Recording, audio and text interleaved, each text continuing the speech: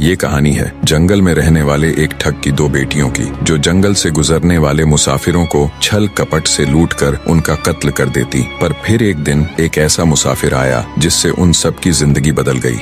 एक गुस्सैल राजा ने अपने पुत्र के किसी दोष के कारण उसे देश निकाला दे दिया। राजकुमार ने दुखी मन से अपने गुजारे के लिए 4 लाल और कुछ स्वर्ण भी अपने साथ ले लिए और भरे हृदय से अपने पिता का महल छोड़ दिया। चलते चलते वो जब शहर से कुछ दूर पहुंचा तो उसे एक साधु का आश्रम दिखाई दिया। राजकुमार उस साधु को दंडवत प्रणाम करके एक तरफ बैठ गया। जब साधु ने उसकी मायूस शक्ल और देह पर कीमती वस्त्र देखे तो साधु ने उससे पूछा, बच्चा तुम कौन हो और यहाँ कैसे आए? राजकुमार बोला, महाराज मैं राजा चंद्रगुप्त का पुत्र महेंद्रगुप्त हूँ। मुझे मेरे पिता ने देश निकाला दे दिया है, इसीलिए मैं परदेश जा रहा हूँ। रास्ते में आपका आश्रम दिखाई दिया तो मेरे मन में आया कि आपके भी दर्शन करता चलूं। साधु ने महेंद्रगुप्त की बात सुनकर कहा, वत्स तुम नेक इंसान हो और परदेश जा रहे हो, इसलिए मैं तुम्हें 4 बातें बताता हूँ। तुम उन बातों पर अमल करना। परदेश में ये बातें तुम्हारे अवश्य ही काम आएंगी। पहली यह कि परदेश में एक से भले 2 होते हैं। दूसरी यह कि परदेश में दूसरे के हाथ का बना खाना मत खाना। अगर खाना भी पड़े तो पहले किसी जानवर को खिला देना। तीसरी बात यह कि परदेश में किसी दूसरे की बिछाई हुई चारपाई पर मत सोना। अगर सोना भी हो तो पहले बिस्तर को अच्छी तरह झाड़ लेना। चौथी बात यह कि यदि कहीं शत्रुओं के फंदे में फंस जाओ तो जहाँ तक हो सके नरमी और ज्ञान की बातें सुनाकर अपना उद्देश्य प्राप्त करना। साधु ने कहा, मेरी ये 4 बातें हमेशा याद रखना। साधु की बातें सुन साधु को प्रणाम कर राजकुमार परदेश चल पड़ा। जब चलते चलते बहुत दिन बीत गए तो वह एक जंगल में पहुंचा। वहां उसने देखा कि एक चील एक कछुए के बच्चे को लेकर उड़ी जा रही है। संयोगवश बच्चा उस चील के पंजे से निकलकर गिर गया। महेंद्रगुप्त ने कछुए के तड़पते हुए बच्चे को देखा तो उसे बड़ी दया आई। उसने मन में सोचा कि इस बच्चे को पालना चाहिए। इस बच्चे को पालने से 2 बातें होंगी। पहली तो यह कि इस बच्चे के प्राण बच जाएंगे और दूसरी यह कि साधु द्वारा कही गई पहली बात भी पूरी हो जाएगी कि सफर में एक से भले 2 होते हैं और इससे बातें करते हुए दिन भी आसानी से बीतेंगे। यह सब सोचकर महेंद्रगुप्त ने बच्चे को अपने साथ ले लिया। अब सफर में उसके साथ वह कछुए का बच्चा भी हो लिया। कुछ दिन के सफर के बाद राजकुमार को एक अच्छा सा स्थान दिखाई पड़ा। उस स्थान पर पहुंचकर उसने कुछ खाया पिया और फिर कछुए के बच्चे से बोला, तुम यहाँ बैठे रहना, मैं जरा थोड़ी देर सो लूं। यह कहकर महेंद्रगुप्त एक पेड़ के नीचे सो गया। उसी पेड़ के ऊपर एक सांप और एक कौवा रहते थे। उन दोनों का यह दस्तूर था कि जब कोई मुसाफिर उस पेड़ के नीचे ठहरता तो सांप उसे डस लेता और कौवा उसकी आंखें निकाल लेता। नाग ने जब सोते हुए मुसाफिर को देखा तो पेड़ के नीचे उतरा और राजकुमार को डस लिया। सांप के डसते ही तुरंत राजकुमार के प्राण पखेरु उड़ गए। कुछ देर में जब कछुए की नजर महेंद्रगुप्त पर पड़ी तो वह उसे मरा देखकर बहुत घबराया और महेंद्रगुप्त के ऊपर बैठकर रोने लगा। तभी कौवा भी पेड़ से नीचे उतरा और ज्यों ही उसने महेंद्रगुप्त की आंखें निकालनी चाहिं, त्यों ही कछुए ने झपटकर कौवे की गर्दन को मुंह से पकड़ लिया। कौवे ने बहुत जोर लगाया मगर कछुए ने उसे नहीं छोड़ा। तब कौवे ने सांप को पुकारा। कौवे की आवाज सुनकर सांप आ गया। उसने बड़े जोर से कछुए की पीठ पर डंक मारा, परंतु कछुए ने अपना मुंह भीतर कर लिया। सांप ने कई बार कछुए की पीठ पर डंक मारा, किंतु हर बार कछुआ अपना मुंह अंदर कर लेता। जब सांप का कछुए पर बस नहीं चला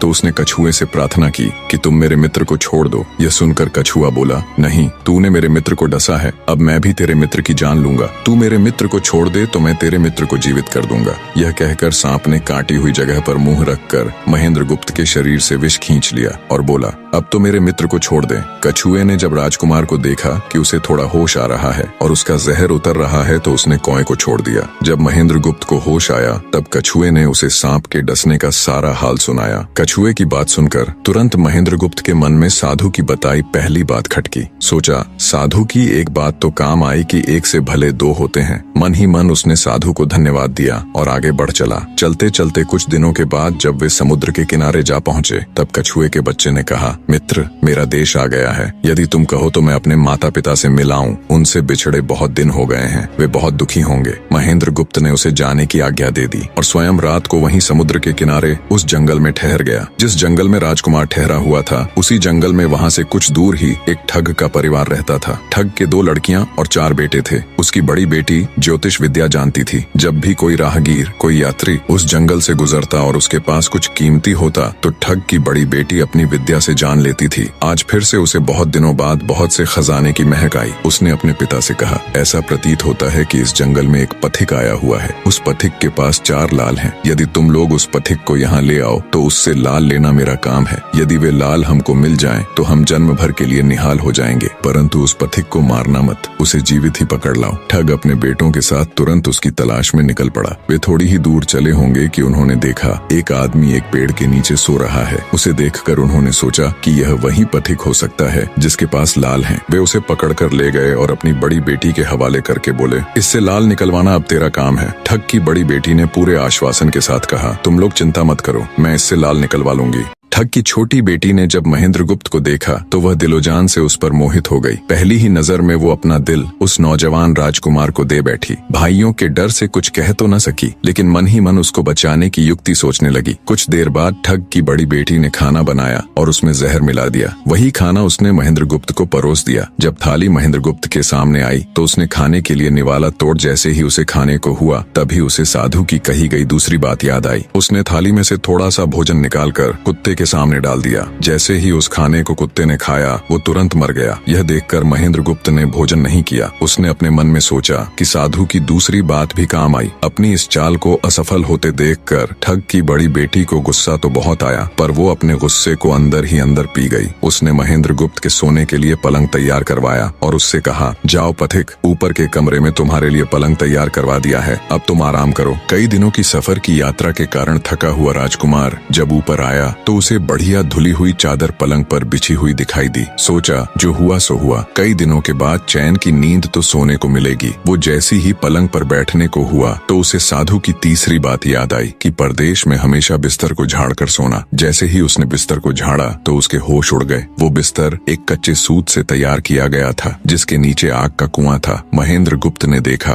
कुएं के अंदर बड़े बड़े आग के अंगार धधक रहे हैं। सोचा साधु की तीसरी बात भी काम आई। उसने एक बार फिर मन ही मन साधु का धन्यवाद किया और पास पड़ी एक टूटी हुई चारपाई पर लेट गया। थोड़ी देर पहले जो राजकुमार चैन की नींद लेने की सोच रहा था, अब नींद उसकी आंखों से कोसों दूर थी। अब तो उसे अपनी जान के लाले पड़े थे। सोचने लगा आज की रात बचना बहुत कठिन है। तभी ठग की छोटी बेटी मौका पाकर आई और कहने लगी, हे प्रिय, मैं तुम पर दिलोजान से न्यौछावर हूँ, परंतु आज की रात मेरे वश में कुछ नहीं है। आज की रात मेरी बड़ी बहन की बारी है। जिस तरह भी हो सके बस आज की रात मेरी बहन से अपने प्राण बचा लो, कल मेरी बारी है। हे स्वामी, मैं तुम्हारी दासी हूँ, मैं तुम्हें साफ बचा लूंगी। इतना कहकर ठग की छोटी बेटी चली गई। जब सब लोग खाना खा चुके तो ठग की बड़ी बेटी ऊपर बने कमरे में चली। सोचा अब तक तो पथिक जलकर राख बन चुका होगा, पर जैसे ही वो कमरे के अंदर आई और देखा कि पथिक तो बिल्कुल सही सलामत टूटी हुई चारपाई पर लेटा हुआ है तो उसके क्रोध की कोई सीमा न रही। तुरंत उसने कटार निकाली और क्रोध से बोली, हे पथिक, या तो अपने 4 लाल मुझे अभी के अभी दे दे, वरना मैं तुझको मार डालूंगी। उसी समय महेंद्रगुप्त को साधु की चौथी बात याद आई कि कहीं शत्रुओं के फंदे में फंस जाओ तो जहाँ तक हो सके नरमी और ज्ञान की बातें सुनाकर अपना उद्देश्य प्राप्त करना। उसने सोचा कि आज रात बचना मुश्किल है, पर साधु की चौथी बात भी आजमानी चाहिए। महेंद्रगुप्त ने यह सब सोचकर लड़की से कहा, मेरे पास लाल नहीं है। यदि तू मुझको मारेगी तो वैसे ही पछताएगी जैसे बंजारा अपने कुत्ते को मारकर पछताया था। लड़की गुस्से में बोली, कौन बंजारा और कौन सा कुत्ता, क्या बक रहे हो तुम? तब राजकुमार बोला, तुम नहीं जानती तो सुनो लड़की, एक बंजारा था जिसने एक कुत्ता पाल रखा था। वो कुत्ता बहुत समझदार था जिसे बंजारा अपनी औलाद से भी ज्यादा प्यार करता था। एक समय ऐसा आया कि एक कातक नाम की भयंकर बीमारी के चलते बंजारे का सारा परिवार उस बीमारी की भेंट चढ़ गया और बंजारे की करोड़ों की संपत्ति भी बिक गई। दुखी बंजारा अपने कुत्ते को लेकर आगरा में एक साहूकार के पास जाता है और साहूकार को 10,000 के बदले अपना कुत्ता गिरवी रखने को बोलता है। उस समय 10,000 एक बहुत बड़ी रकम होती थी। पहले तो बनिए ने बंजारे को मना कर दिया, पर फिर कुछ सोचकर उसने बंजारे को 10,000 रुपए दे दिए। कुछ ही समय बीता था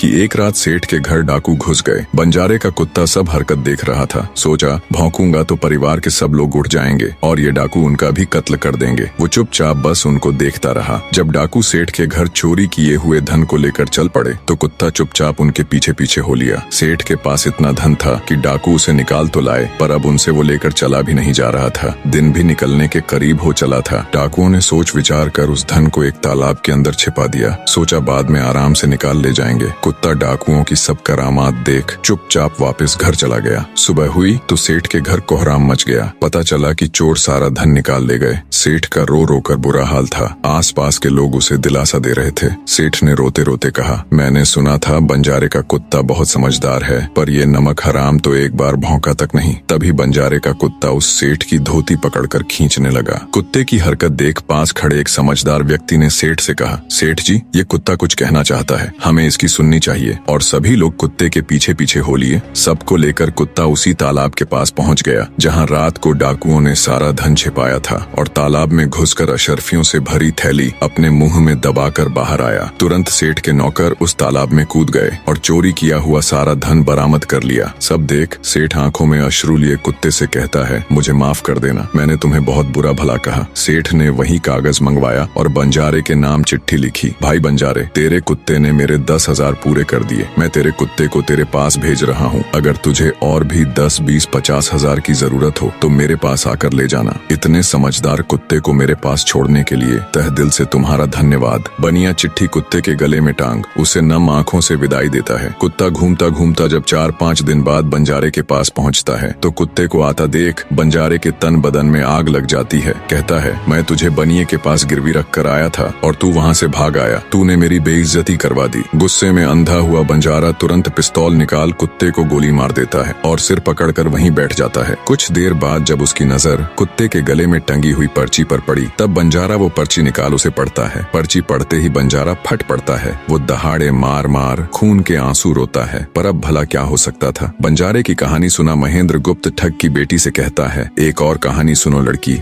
एक राजा के पास एक बहुत समझदार पढ़ाया हुआ तोता था। वह बड़ा चतुर था। एक दिन राजा तोते को अपने साथ गंगा स्नान को ले गया और उसको घाट पर बैठाकर स्वयं स्नान करने लगा। तभी तोते की नजर अमर फल पर पड़ी जो पास ही नदी में बहता हुआ आगे बढ़ा जा रहा था। वह उसको नदी से बाहर निकाल लाया और राजा के आने पर उसको वह अमर फल देता हुआ बोला, महाराज, यह अमर फल है, इसे खा लीजिए। राजा ने कहा, मैं अकेला अमर फल खाकर क्या करूंगा, अपने बाग में लगा दूंगा। जब इसमें फल लगेंगे तब सब कुटुंबियों को खिला कर अमर कर दूंगा। गंगा स्नान से लौटकर राजा ने वह फल माली को देकर कहा, इस फल को बाग में लगा दो। थोड़े ही दिनों में पेड़ फल फूल गया, उसमें फल लगने लगे। एक दिन एक फल पककर पेड़ से गिरा तो उसे सांप ने सूंघ लिया, जिससे वह जहरीला हो गया। अनजान माली वह अमर फल लेकर राजा के पास आया। राजा फल को देखकर बहुत खुश हुआ और कुछ सोचकर वो फल पहले कुत्ते को खाने को दिया, क्योंकि राजा बड़ा नीतिवादी और विचारवान था। वह जानता था कि बिना सोचे समझे किसी भी वस्तु को खाना ठीक नहीं होता। राजा ने ज्यों ही वह फल कुत्ते को खिलाया, कुत्ता मर गया। यह देखकर राजा ने क्रोधित होकर अपने तोते से कहा, बेईमान तोते, तू हमें जहर देकर मारना चाहता था। ये कहकर राजा ने क्रोध में आकर तोते को मार डाला और माली से कहा, इस पेड़ के चारों ओर घेरा डाल दो जिससे कोई इसका फल न खा सके। एक दिन उसी शहर में एक सास बहू में भीषण लड़ाई हुई। बुढ़िया घर से निकलकर कहने लगी, आज मैं राजा के बाग में जाकर जहर वाला फल खा लूंगी। ये कहकर वह बाग में आई और जैसे ही उसने फल तोड़कर खाया तो वह 16 वर्ष की युवती बन गई। जब राजा को यह समाचार मिला तो उसे सारा माजरा समझते देर न लगी। राजा को बड़ा दुख हुआ। वह कहने लगा, वास्तव में यह अमर फल ही है, मैंने व्यर्थ ही इतने समझदार तोते को मार डाला। इतनी दास्तान कहते कहते सवेरा हो गया। तब ठग की बेटी ने महेंद्र गुप्त से कहा, आज तो तूने मुझे बातों में लगाकर अपनी जान बचा ली, परंतु आज रात मेरी छोटी बहन की बारी है, वो तुझे हरगिज जीवित न छोड़ेगी। जब ठग की छोटी बेटी को पता चला कि महेंद्र गुप्त जिंदा और बिल्कुल सही सलामत है तो उसकी खुशी का ठिकाना न रहा। अपनी बहन को दिखाने के लिए ऊपरी मन से बोली, तुम निश्चित रहो बहन, मैं आज इससे लाल लिए बगैर छोड़ने वाली नहीं हूँ। दिन बीता और रात हुई। तब ठग की छोटी बेटी महेंद्र गुप्त के पास गई और बोली, भगवान का शुक्र है जो तुमने चालाकी से अपनी जान बचा ली। महेंद्र गुप्त बोला, तुम सब ऐसा क्यों करते हो? तब ठग की छोटी बेटी बोली, हमारी तो यही रीति है कि मेरे भाई और बाप मुसाफिरों को पकड़कर लाते हैं और हम बहनें अपनी चालाकी से उनसे माल हथिया कर उन्हें मार डालती हैं। फिर वह बोली, पर तुम चिंता मत करो, अब मेरी बारी है और मैं तो दिलो जान से तुम्हारी दासी हूँ, तुम्हें जैसा समझ पड़े वैसा ही करो। यह सुनकर महेंद्र गुप्त बोला, प्रिय, तुम भी मुझे देखते ही पसंद आ गई थी। दिल करता है कि हर पल तुम्हारे पास ही रहूं। तुम अपनी बड़ी बहन की तरह नहीं हो, तुम एक नेक दिल औरत हो, तुमसे मेरा कुछ भी छिपा हुआ नहीं है। उसकी बात सुनकर ठग की बेटी ने कहा, तुम कहते हो कि मुझसे कुछ भी छिपा नहीं है, तो फिर वे लाल कहाँ हैं? महेंद्र गुप्त ने कहा, वो चारों लाल मेरी जांघ में हैं, अगर तुम निकालना चाहो तो निकाल लो। राजकुमार की बात सुन ठग की छोटी बेटी बोली, प्यारे वो लाल तुम्हें ही मुबारक हो। मैं तो तुम्हारी दासी हूँ, तुम्हारे दर्शनों की प्यासी हूँ, मुझे तुम्हारे सिवाय और कुछ नहीं चाहिए। ये सुन महेंद्र गुप्त बोला, जो कुछ तुमने कहा है वह तो सब ठीक है, लेकिन ये प्यार और प्रेम की बातें सब धरी रह जाएंगी जब हमारे शरीर में प्राण ही नहीं रहेंगे, क्योंकि जब तुम्हारे बाप और भाइयों को इसका पता लगेगा तो हम दोनों की खैर नहीं। तब ठग की बेटी बोली, तुम चिंता मत करो, मेरे पास इसका भी उपाय है। आज रात को सबके सोने के बाद हम यहाँ से भाग चलेंगे और कहीं बहुत दूर रहेंगे जहाँ कभी मेरे भाई और बाप पहुँच न सके। महेंद्र गुप्त बोला, पर ये सब होगा कैसे? बोली, यहाँ से निकलने का एक ही उपाय है। मेरे पिता के पास 2 ऊँटनियाँ हैं, उनमें से एक तो दिन भर में 60 कोस चलती है और दूसरी दिन भर में 100 कोस चलती है। तुम उनमें से बड़ी वाली को खोल लाना, तब तक मैं हम दोनों के लिए कुछ धन बांध कर रख लूंगी। जब आधी रात हुई तब महेंद्र गुप्त ऊँटनी को खोलने चला गया। महेंद्र गुप्त ऊँटनी ले तो आया, मगर जल्दबाजी के कारण वह बड़ी के स्थान पर छोटी को ले आया। ठग की बेटी बहुत सा माल लेकर ऊँटनी पर बैठ गई और दोनों चल दिए। ऊँटनी जब चलते चलते 60 कोस पहुंची तो जंगल में रुककर खड़ी हो गई। बीच जंगल में ऊँटनी को खड़ी देखकर महेंद्र गुप्त और ठग की बेटी के होश उड़ गए। ठग की बेटी बोली, अनर्थ हो गया, तुम रात के अंधेरे में बड़ी ऊँटनी की जगह छोटी को ले आए। मेरे पिता और भाई आते ही होंगे, वो हमें नहीं छोड़ेंगे। इधर जब सवेरा हुआ तो ठग ने देखा कि उसकी बेटी और मुसाफिर दोनों गायब हैं। उसने सोचा कि निसंदेह वह बदमाश मेरी बेटी को भगा ले गया है। तबेले में जाकर देखा तो पाया कि छोटी ऊँटनी गायब है और बड़ी वहीं है। सोचा ज्यादा दूर नहीं गए होंगे और ऊँटनी पर सवार होकर उसने उसे तेजी से दौड़ा दिया। थोड़ी ही देर में जंगल में उस स्थान पर जा पहुंचा जहां महेंद्र गुप्त और उसकी बेटी ठहरे थे। महेंद्र गुप्त ने जब उसको आते देखा तो बहुत घबराया और कहने लगा, देखो तुम्हारा पिता आ रहा है, अब उससे प्राण कैसे बचेंगे? लड़की ने कहा, घबराओ मत और जो मैं कहती हूँ उसे ध्यान से सुनो। जाओ, जाकर उस पेड़ पर चढ़ जाओ। जब मेरा बाप तुम्हें पकड़ने के लिए आएगा और पेड़ पर चढ़ेगा तो मैं चुपके से बड़े वाली ऊँटनी पर चढ़कर उसको तुम्हारी डाल के नीचे खड़ा कर दूंगी। तुम कूद कर उस पर बैठ जाना, इस प्रकार हम दोनों बचकर साफ निकल जाएंगे। यह सुनकर महेंद्र गुप्त तुरंत पेड़ पर चढ़ गया। तब तक ठग भी वहां आ पहुंचा। पिता को देख उसकी बेटी ने फंड करते हुए कहा, पिताजी ये दुष्ट मुझे धोखे से यहाँ भगा लाया, आप इसे छोड़ना नहीं। ये सुन गुस्से से तिल मिलाया ठग महेंद्र गुप्त को पेड़ पर चढ़ा देखकर ऊँटनी से उतरा और उसे पकड़ने के लिए पेड़ पर चढ़ने लगा। बाप के ऊँटनी से उतरते ही मौका देख ठग की बेटी ऊँटनी पर चढ़कर उसे महेंद्र गुप्त की डाल के नीचे पेड़ के पास ले आई। महेंद्र गुप्त तुरंत कूदकर उस पर बैठ गया। महेंद्र गुप्त के बैठते ही ठग की बेटी ने ऊँटनी को दौड़ा दिया। ठग हाथ देखता रह गया। ठग की बेटी और महेंद्र गुप्त कई दिनों का रास्ता तय कर एक शहर में पहुंचे और दोनों वहीं बस गए। वहां महेंद्र गुप्त ठग की बेटी के साथ आराम से दिन गुजारता रहा और जब उसके देश निकाले की अवधि पूरी हो गई तब वह उसको लेकर अपने राज्य चला गया और उसके साथ शादी कर हंसता खेलता जीवन व्यतीत किया।